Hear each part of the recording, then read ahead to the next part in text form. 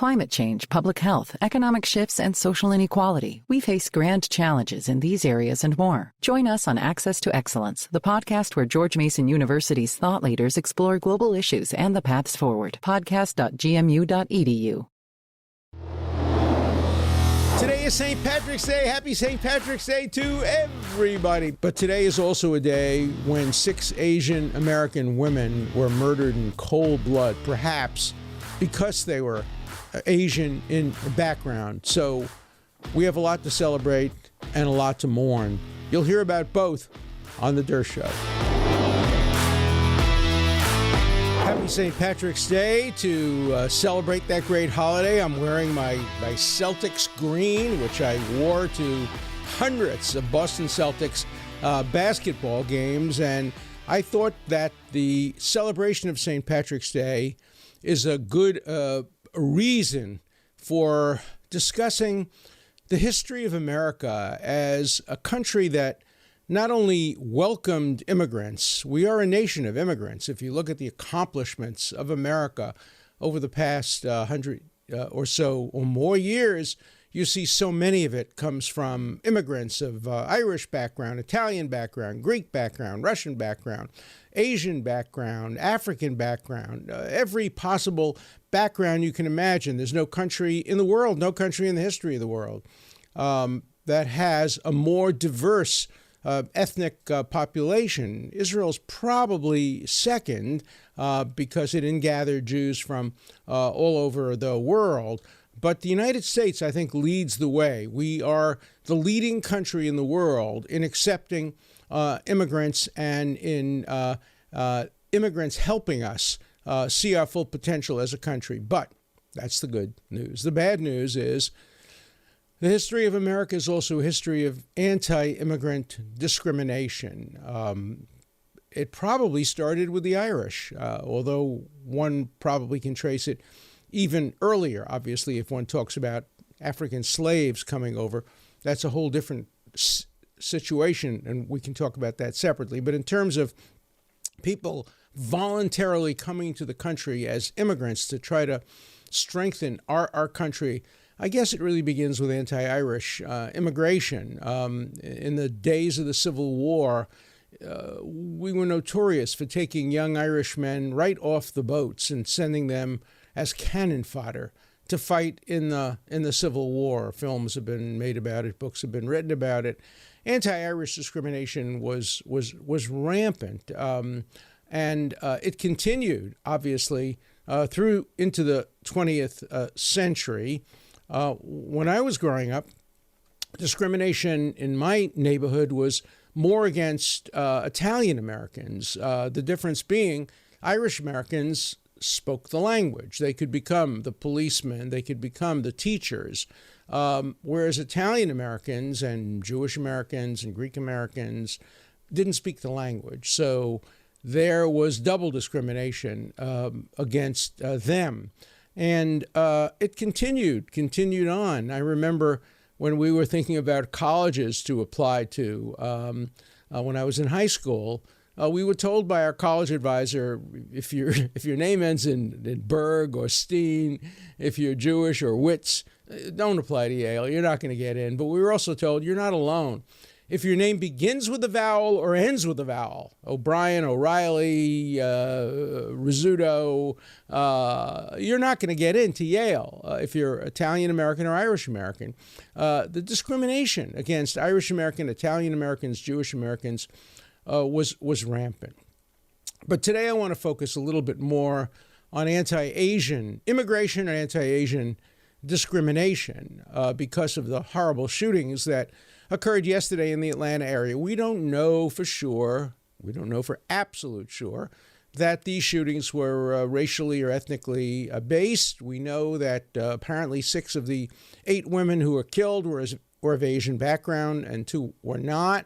The massage parlors that were attacked were Asian in focus and in advertisement. So if a person wanted to kill Asians, this would be a good target. But, we can't jump to conclusions. But there is at least prima facie suggestion that this may be part of a growing pattern of anti-Asian hate crimes. But let's talk for a moment about Asian immigration. It was one of the worst scandals in American history, morally and legally and in every other possible way. There were all kinds of restrictions on Asian Americans becoming citizens, on Asians entering the United States, particularly in the West Coast. There were all kinds of quotas imposed and all kinds of restrictions imposed, and it was virtually impossible for people to come over unless they came over as laborers to work on the railroads and they didn't have citizenship. It led to a number of Supreme Court cases, Yickwo versus Hopkins, the leading one, and others, which laid out what the criteria were for how to deal with Asian Americans and people who don't have status as American citizens but want to live in this country. And the discrimination was rampant. It came to a head, or really a nadir, a low, during the Second World War, when anti-Japanese attitudes were at their highest. After all, we had been attacked by the Japanese Air Force at Pearl Harbor, inflicting not only great humility and humiliation on America for being the focus of attack, but also killing so many brave American sailors and soldiers. And the result was that President Franklin Delano Roosevelt, who had already closed the door to Jewish immigration in the 1930s, was one of the worst presidents when it came to rescuing people from the horrors of the Holocaust. The anti-Jewish quotas had been imposed earlier in the second decade of the 20th century, but Roosevelt had his State Department shut down all efforts to try to rescue Jews from the Holocaust. But the decision by Franklin Delano Roosevelt to follow the recommendation of the Army and allow the detention of 110,000 Americans, 110,000 Americans of Japanese background, many of them American citizens, some of them not, many of them born in the United States. The only thing that was the criteria for detention and separation from their homes and forced sale of their truck farms and homes and other ownership on the West Coast, the only criteria was if you had, quote, Japanese blood, whatever that means, Japanese genetics, Japanese heritage, pure racism. No justification beyond racism. And it was accepted by some of the leading liberals of the day. Earl Warren ultimately became the most liberal Supreme Court Chief Justice, approved it. Hugo Black, perhaps another one of the most liberal Supreme Court justices, approved it.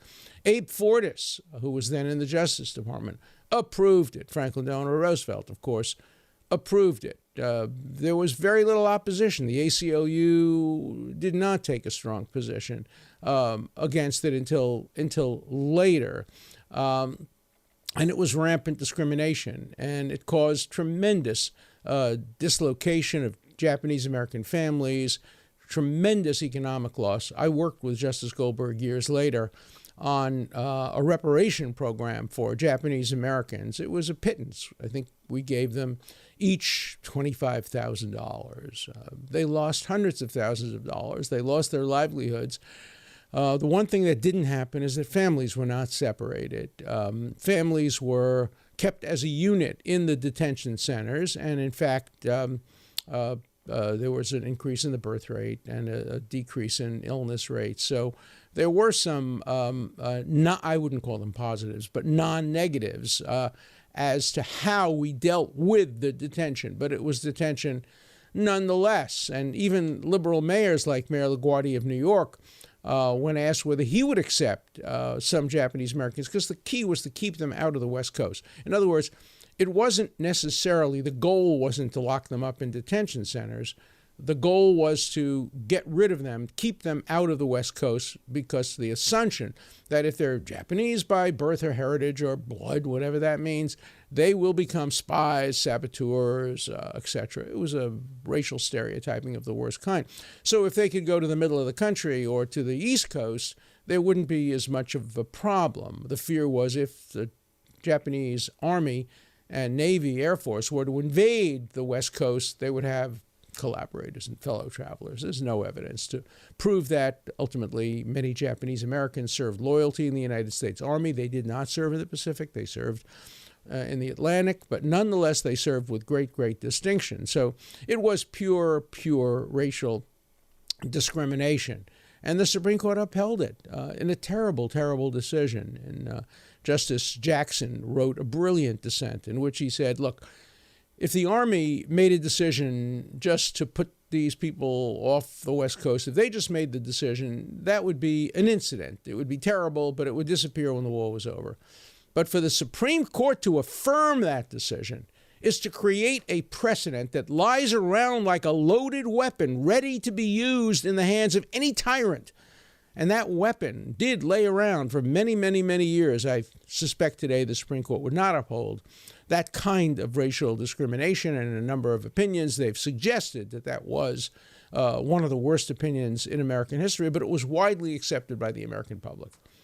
Widely accepted because of anti-Japanese discrimination. Of course, I remember going to the movies during the Second World War. I was, 8 years old, and seeing in Batman movies and Superman movies and other movies the anti-Japanese stereotypes and discriminations that operated. I remember we sang a song as a kid. Everybody sang the song. It was from a Walt Disney movie. It's Whistle While You Work, Hitler is a jerk, Mussolini is a meanie, and the Japs are worse. Today we wouldn't use a word like that. But I think it's important to use that word to show the discrimination that was rampant back in the day. I'm not going to fall into the trap of not using a word when it's essential to illustrate the point. I am making a point that we had anti-Japanese discrimination in our songs, and it's important to hear the song to know that the discrimination was there, and to go back and watch some of the movies. You can probably get them on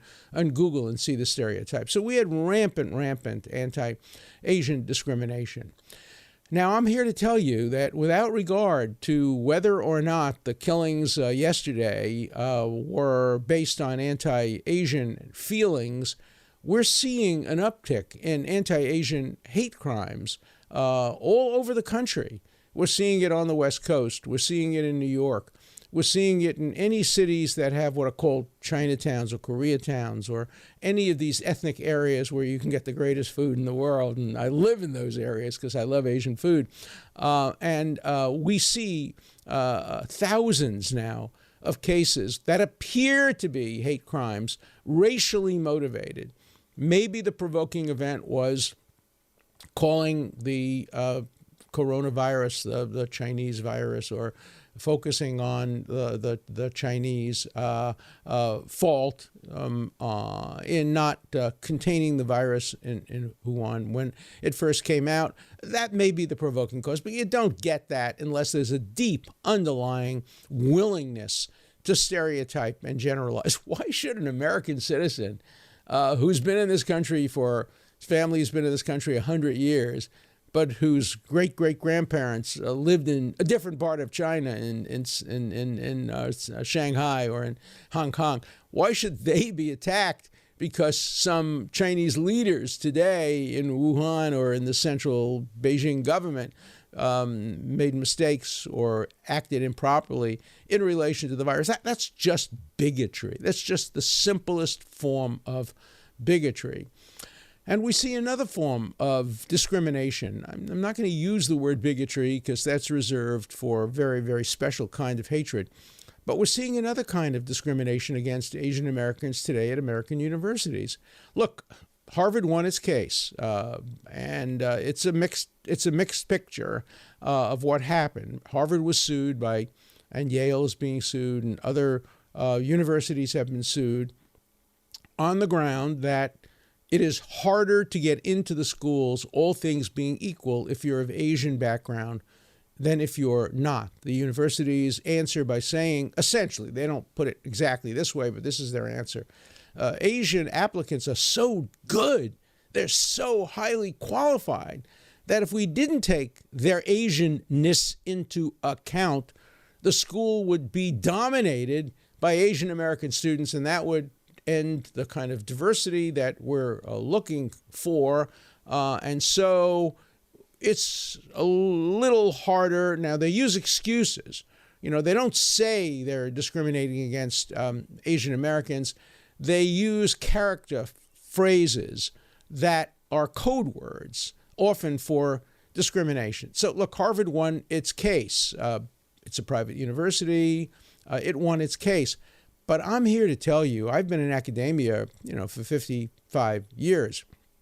There is absolutely no doubt in my mind that today it is harder on the average to be admitted to an elite university if you have an Asian-sounding name. Nobody's going to go back and look at your background or heritage, but if you have an Asian-sounding name, it's harder to get in than if you have a non-Asian-sounding name.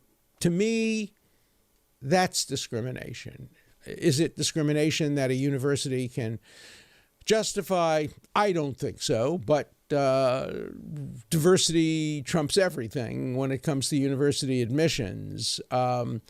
Look, there are schools that don't discriminate, and they do have large numbers of Asian American students. MIT has had a large percentage of its students. It's an engineering school, it's a science school, it's a STEM school, science, technology, engineering, math school, and I'm sure its applicant pool has a larger number of Asian Americans than, say, Harvard's applicant pool. But MIT is doing just fine with a very significant number of Asian Americans. The same thing is true of high schools, elite high schools in New York, Bronx High School of Science, other tech schools, schools in other parts of the country that are elite schools, particularly those that focus on science. Stuyvesant High School in New York. The percentage of Asian American students there is quite high for several reasons. One, they do, on average, again, you don't want to stereotype or discriminate. Within every group, there are some who do better than others. But on average, Asian American students do very well on standardized tests. And also because they're not, on average, as wealthy as some other ethnic groups, they tend to go to the public school. So when you combine those two factors, you get a very high percentage of kids, men and women alike, who are admitted to and attend and do very well at elite high schools in New York and other areas. That results as well in some pushback and some discrimination. And there are now efforts to try to eliminate the criteria, or change the criteria for admission at these schools, so as to reduce the number of high-achieving Asian students. That's just not the way America should work. You can lose your job for saying what I'm about to say, but I'll put it in the mouth of Martin Luther King. America is a country which is based on meritocracy. We should be judging people by the quality of their character, by the hard work they do, by the nature of their accomplishments, not by the color of their skin or by where their grandparents emigrated from or from other factors that are irrelevant to their ability and achievement and work ethic. So I'm not in favor of race-based discrimination. And you might say, well, am I in favor of race-based affirmative action? Well, race-based affirmative action often results in race-based discrimination when you have a pool of applicants and a limited number of spaces. When Harvard moved into the area of race-based affirmative action, I had a solution that nobody accepted. I said, sure, let's increase the number of African Americans and other minorities admitted. Let's do that. But let's not take it away from other students. Let's increase the size of the class. Instead of admitting 1,700 students to Harvard's first-year class, whatever that number may be, admit 2,000. That way, everybody has to suffer a little bit from the size of the class. Much better to have 1,700 students than 2,000 students in terms of size of classes, but it's not a big deal. And in that way, the additional 300 that are added based on race-based affirmative action aren't taken away from other students. They're just added to the class. It would have caused less resentment. It would have caused fewer lawsuits. It would have caused a lot less friction. But no, Harvard didn't want to do that. And it led to the famous bagel exchange. Some of you may have heard of that exchange. The first few years that Harvard admitted more African-American students based on its affirmative action commitment, which I thoroughly approved of. But at the same time that Harvard increased its goal and raised the number by about 10 or 12% of African-American students, at the same time, the number of Jewish students was reduced by about that same number. And so a number of us went to see the dean of admissions at Harvard, and we showed the dean the data and said, look, we all support affirmative action. We all support admitting more African Americans, more people of color, more minorities. But that goal number should not be taken out of one group, should not be taken out of the number of Jews. After all, Jews were subject to quotas just a few years earlier. And the dean of admissions, Chase Patterson or Peterson, I don't remember, but I remember this very vividly, turned to the faculty members and said, look, you have to understand, it's not discrimination. The way we admit students to Harvard is we take them by areas, by geographic areas.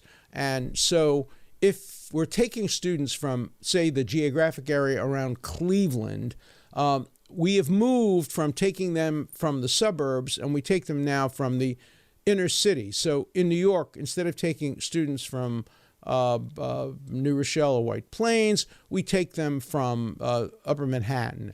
In Cleveland, we no more Shaker Heights. We take them from Cleveland, Detroit, again. So, and then he tried to use a metaphor. So he said, it's like, we're now, it's a donut, and we're now taking students in the outside circle of the donut rather than the inner circle. And one of the faculty members, I wish it was me, it wasn't, cleverly said, Dean, those aren't donuts, they're bagels. And everybody laughed, and the dean looked aghast, and he got the point. They were taking the quota out of Jewish students who lived in the suburbs rather than in the inner cities for the most part. And over the next few years, it changed, and the number of African Americans didn't change. If anything, thankfully, it went up. But it didn't come from just one group of people. It was spread around the entire admissions pool so that fewer white Anglo-Saxon Protestants were admitted, fewer Catholics, Irish, Italian background Catholics were admitted, but it didn't focus just on one group. I wish it had operated differently. I wish the school just had added admission numbers so as not to take it away from other people who deserve to be admitted, but that's not the way it works, and it can't work that way. In some areas where you have inherently limited room for people, like, for example, in medical school internship or residency programs where you can't just increase the number of students. But there's more we can do, and there's a lot better we can be at dealing with subtle, overt, other forms of racial discrimination. So when we think about discrimination, let's not forget about Asian Americans. Let's remember that they have a history of discrimination, going back to when they were brought over to work on the railroads and mines and other areas. They were given the hardest jobs in the world, paid the least, and then often denied citizenship. And the history of rampant discrimination, particularly on the West Coast, but all through the United States, against Asian Americans is pervasive. Look, there's nothing to compare with the way we treated African Americans, bringing them over the Atlantic crossing, many dying in the process, enslaving them, separating them from their families, Ku Klux Klan, Jim Crow laws. Nothing compares to America's horrible, horrible history of treating African American people. But we have also treated other immigrants very, very poorly in this country. We've treated them very well. Very well. We've admitted them. We've given them the highest positions. They have achieved great success in this country, but not without a cost, not without some discrimination. So on this day, where we both celebrate Irish Americans on St. Patrick's Day, where we celebrate the great accomplishments that Irish Americans have made to this country in every sphere of life.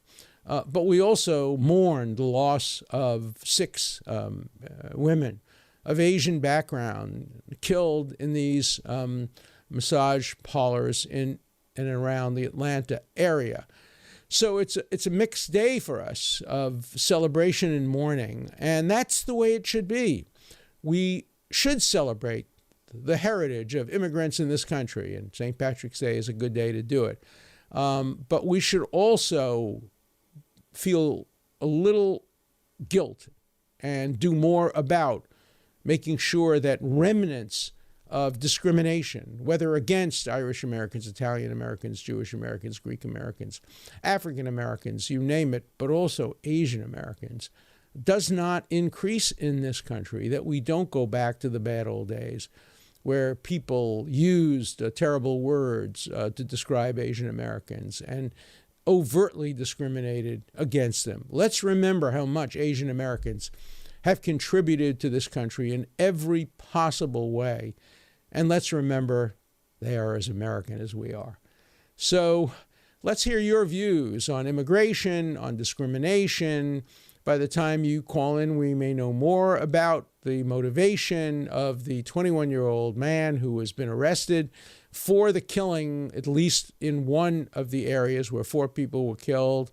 Let's hear your views on affirmative action, on race-based affirmative action. Let's hear your views generally on how we have treated immigrants to our country, which means how we've treated ourselves, because we are a country of immigrants, whether our parents came over on the Mayflower or our parents came over a month ago from a war-torn country seeking asylum.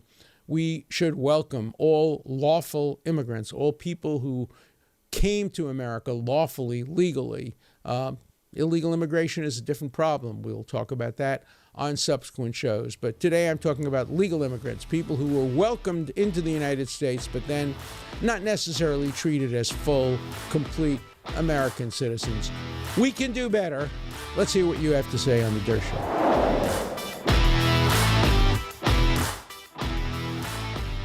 Now for the wits on The Dirt Show, our first caller. Hi, Professor. My name is Mike. This call is in regards to the big Washington Post retraction of a Donald Trump phone call to Georgia after the election, but before the inauguration. They basically completely made up quotes, or their quote-unquote anonymous source made up false quotes told by Trump that it seems to me the media's MO today is anonymous source in one publication, and all the other publications pick up on that same original publication, and then it just gets passed around and around until it seems like it's factual. I don't want the government regulating the media, but should there be a better recourse for media for putting out unverified or completely erroneous false information, essentially making up a narrative that I believe was actually quoted in the second impeachment trial, now proven to be false? I'd love to hear your thoughts on it and what we should do to restore honesty to our media. Thank you. It's a great question. No media should ever report on an anonymous source, based on an anonymous source. Look, there are several different problems. You get media reporting an accusation when the media itself doesn't even know the name of the person. I think that's what's going on in the Cuomo case. The most serious of the allegations, the groping under the blouse allegation. I don't know if the media even knows the name of the woman and they're keeping it secret. If they don't even know the name of the person, they shouldn't be reporting it at all.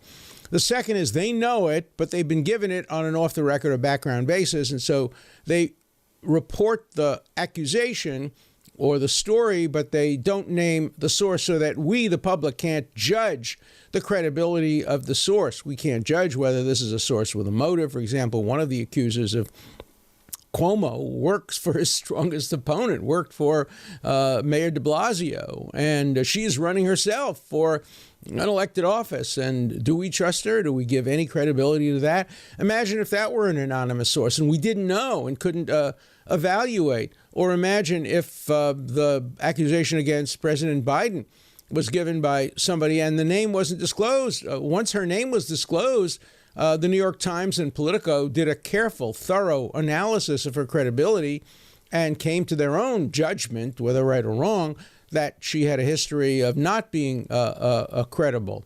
And so, I agree with you. I think their newspaper should not be publishing anonymous accusations, serious anonymous accusations. You can't make a law about it, unfortunately. And so it's really up to newspapers. I do think that it increases the legal liability of media when they make a serious accusation if it turns out to be false, and they didn't know who it came from. I think that would show malice. That would show a reckless disregard for the truth. So there may be some legal recourse. It's an interesting issue. I hadn't thought about that. It's a very interesting issue. Here's the way I would pose the question as a constitutional lawyer. If a newspaper or TV, any media, publishes a defamatory accusation against somebody without knowing the name of the person, without doing its due diligence investigation, because it doesn't even know the name of the person, like may have been the case or may be the case in the Cuomo matter. And it turns out that the allegation is false, ultimately provably false. Does the lack of knowledge of the person and publishing it without knowing who they are constitute malice? I think it does. I think it does. And I think it would pass the constitutional test of malice. I wonder if there are any cases on this. I'm not aware of any, or if any of you know of any experience based on this, and I'd be interested in what your views are. But again, what a great question. What a great question. It really made me think about something I hadn't thought about or didn't know. As I told you once before, when I used to come home from class, my wife would ask me, do you have a good class? I would say, yeah, I learned something from my students today. And I learned something today from my caller. So thank you. Hey, Professor Dershowitz. My name is Josh from Texas, and I'm calling in reference to your podcast on the individual fired from Slate. In the podcast, you state that there likely won't be any lawsuits over this firing, as Slate has protected free speech. And I begin to kick around the legal theory in my head, and I think there's a potential for a federal civil rights lawsuit. The plaintiff could cite the Bostock decision written by Justice Gorsuch. The Bostock decision dealt with sexual orientation and gender identity, and basically Gorsuch said in the majority opinion that a business cannot fire an individual for a behavior that they would not fire an individual of the opposite sex for, therefore outlawing discrimination on the basis of sexual orientation.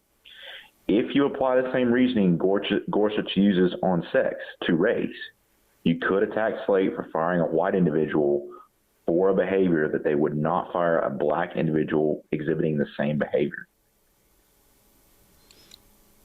Wow, that's a great point. Obviously, this was done under a statute. There is no constitutional right against discrimination by private parties, but there are statutory rights. The 14th Amendment provides that the government shall not deny equal protection of the laws. But statutes go beyond that and apply to businesses. That's a very interesting criteria, and it would really raise a very significant issue. I watched a movie last night, a great movie, United States Against Billie Holiday. It was a terrific movie, and the woman who plays Billie Holiday, what a singer and what a great actor. And boy, I'm rooting for her for every prize that there is. But I would say, rough estimate, 50 times, maybe I'm wrong, maybe 30 times, the N-word was used. A lot of the times gratuitously. Just one black person talking to another black person using the N-word as either friendly or hateful gesture, mostly a friendly gesture. And I thought to myself, what rules apply? This is a black actor using the words, but the words were written by somebody. I don't know whether the writer is black or white. I don't know whether the producer, the director is black or white. And the N-word is just thrown around, just normalized. It made me uncomfortable. I never used that word. I don't remember ever in my life using that word growing up. You know, there was an old ditty that went eeny, meeny, miny, mo, and then the next part of it in the original had the N-word in it, and of course we didn't even know that growing up. We had "catch a tiger by the toe," but the original of that had an N-word. It was very much in common use. And today, apparently, according to the Billie Holiday movie, that was a movie, a time-bound movie set in the 1940s and 1950s, used as almost a greeting, hey, and then the N-word when one black person greeted another in the context of the music industry back then. I didn't like it, and I thought it was gratuitous and done to kind of get in your face a little bit. But the question is, could you apply the standard that's applied by the Supreme Court, which is the correct standard? If you look at gender discrimination, would the person have been hired had everything been the same, but the person had been male instead of female? You can ask the same question. Would the person have been fired if everything were the same except he were an African-American instead of a white person? I don't think the courts will ever do that, because I think there is something to the argument that a group can use words among themselves that are inappropriate when directed at them. That's a fair point. But having a discussion about that, come on. We're entitled to discuss it. It's an interesting issue, and we're discussing it right now, right here. Does that mean that if I were at Slate Magazine or teaching at Georgetown Law School, I would be fired for having this discussion? Well, come on and fire me. I'm ready. I'll fight back. I think in America, we get to discuss everything. We get to discuss anything. We get to discuss anything that's reasonable and debatable. Let's keep it that way. I don't want to see restrictions on what ideas can be discussed. And we're seeing that. We're moving more and more in the direction that when in doubt, keep your mouth shut. Particularly about race, gender, other hot button issues. Keep your mouth, zip it up. Anything you say may get you fired, and that's just not America. Hi, Professor Dershowitz. This is Cameron in Colorado. There was some initial reporting in the Chauvin case where he and George Floyd had ended up working for the same nightclub. I believe they were both bouncers. I haven't followed up with any information about this, but I was wondering if that would mitigate some of the factors in the charges, or mitigate some of the charges against Chauvin if he ended up knowing George Floyd, or if it would create even more issues for him based on that fact. I would love to hear your thoughts, and I love the show. Thank you. Thanks for a great question. It would depend on a lot of factors. If they just knew each other, I don't think that would necessarily be admissible. If, for example, Chauvin knew that Floyd had respiratory problems or that he took drugs, that might be an aggravating factor, because it might show that when he said, "I can't breathe," it was because of a unique problem that he really had. He wasn't just complaining. On the other hand, if they had a history together, that would be relevant. If they had animosity, that would be relevant. If they had friendship, that would be relevant. But just working in the same nightclub at the same time, I don't see how it would itself be relevant. But, creative lawyers on both sides often come up with arguments for relevance if they think it will help their position. So stay tuned, and we'll see if A, it's true, and B, if true, if it is admissible, and C, if admissible, it would have any impact on the jury. Very good question. Professor Dershowitz, this is Mike, and I'm from Connecticut. I've heard a couple of recent interviews lately with Mike Lindell, and Mike has mentioned that he is being sued for his comments about his opinion on the recent election and the fraud that he feels has been committed. And he's also mentioned a couple times that he has hired you as part of his defense team. And I'm curious to find out if you're able to share any comments about that, even from a high level. Thanks, Professor. Sure. I'm happy to tell you the situation. His lawyers called me and said that they're thinking about making a First Amendment defense. I had already, before I was asked to help on the First Amendment, I had already stated my views on the matter based on what I had heard. And I said, I don't think that Dominion is going to collect a lot of pillows on this one unless they can prove not only that the statements that he made were categorically false, but they were done with malice, reckless disregard for the truth, etc. And so I don't know whether it was a result of those statements or just because I'm a First Amendment lawyer. As you know, I've been a lawyer in the Pentagon Papers case, the WikiLeaks case, the Chicago 7 case, the Hare case, the I Am Curious Yellow case, the Deep Throat case, so many cases, the Frank Snepp case. I've probably handled as many First Amendment cases as almost any American lawyer other than Floyd Abrams and maybe a handful of others. So they called me and I agreed that I would consult with the law firm solely on the First Amendment issue. I didn't get into a conversation with them whether I agree or disagree with what Lindell is saying. That's not relevant to me. When I take a First Amendment case, I defended communists. I don't agree with communism. I defended Nazis. I don't agree with Nazism. I defended pornographers. I don't like many of the films that were made. I even defended once a film, horrible film. It kept me up at nights. It was such a graphic, horrible film, but it was protected by the First Amendment. So I don't pick my First Amendment clients based on whether I agree or disagree or like or don't like what they've said, or I obviously have to consider whether there was any kind of malice or recklessness, and I haven't seen it in this case. So I will be consulting with the law firm. I'm not going to be consulting on the technical issues of the case, the day-to-day issues, but I will be consulting with them, giving them my best advice on the First Amendment. I've already had phone conference call with his legal team in which I gave my opinion. I can't share what I gave as my opinion. That is protected by the lawyer-client privilege, but since Mike Lindell has publicly stated that I am part of his team, I can acknowledge that I am a consultant to his legal team on issues relating to the First Amendment. I think it's a very important First Amendment case. I think to censor and allow the shutting down of one important part of the marketplace of ideas regarding an election where millions and millions of Americans, whether rightly or wrongly, think the election was not a clean election.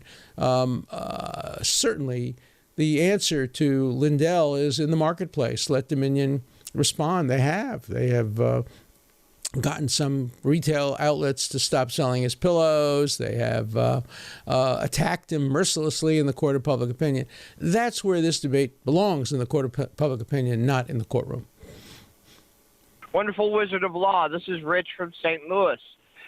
Hey, regarding Georgetown, the dean of the school made the absolute correct choice when he fired those professors. It is not the moral choice. It is not the choice that anyone likely would have wanted to make. But in this litigious society, he acted to protect the school. The unfortunate consequence of his wise and proper action is that these folks were unduly and unjustly punished. But his actions to protect the school are exactly what he should have done. I couldn't disagree more. I don't think what he did was right. I don't think it was good for the school. I think it was terrible for the school. I think it sent a message that at Georgetown Law School, you cannot discuss certain issues. Maybe you can't even believe certain issues. I think it has a chilling effect on conversations in class and out of class. I don't think it's good for the school at all. And in a litigious society, you still do the right thing. Nobody could sue these two professors for having that conversation. Nobody was forced to listen to the conversation.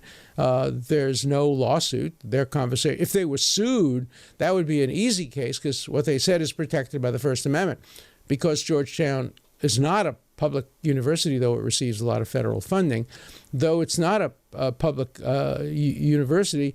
Therefore, the First Amendment doesn't apply, and these people, the professors, can be fired for no reason at all, unless there are contract provisions or labor union provisions or other provisions that would give a cause of action outside of the First Amendment. But with all due respect, I'd love to have a conversation with you about that.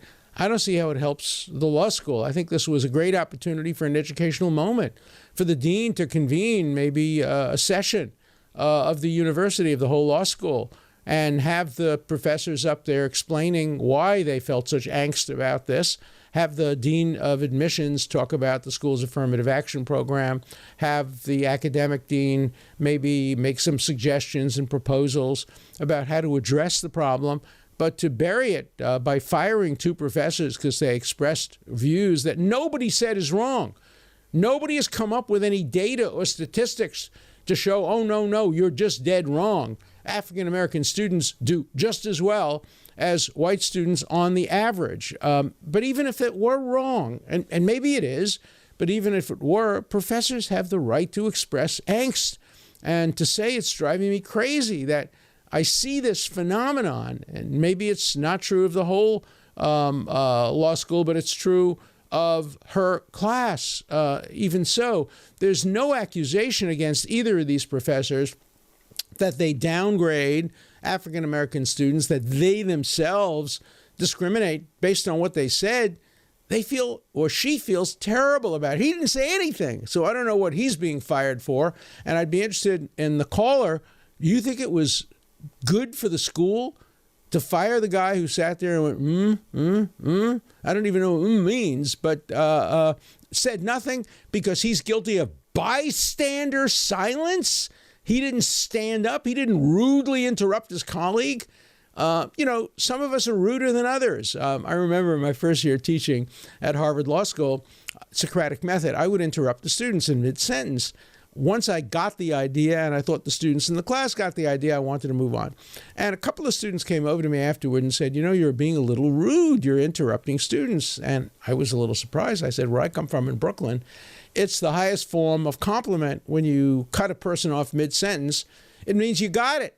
I've got your point. Now let's continue. So, that kind of, I interrupt people in mid-sentence all the time. And maybe if it were me on the other side of the call, you could say it's Dershowitz. If he doesn't interrupt, that must mean he's agreeing. But I don't know about this other fella who's a adjunct professor. Maybe he's one of these really polite guys who just listens to everything. And somebody says, your mother wears men's underwear. He would go, not interrupt. So why do you fire a guy for not saying anything?